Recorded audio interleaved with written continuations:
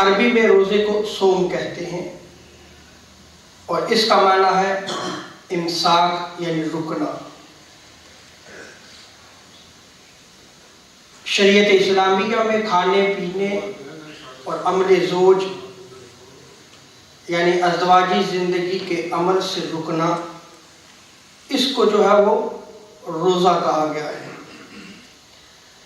لیکن حضور داتا گنج بخش علی حجویری رحمۃ اللہ تعالیٰ علیہ نے کشف المحجوب میں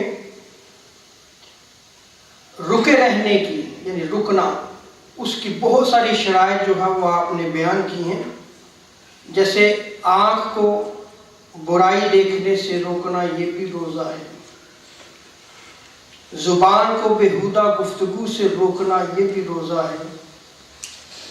کان کو غیبت سے روکنا، چغلی سے روکنا، یہ بھی روزہ ہے۔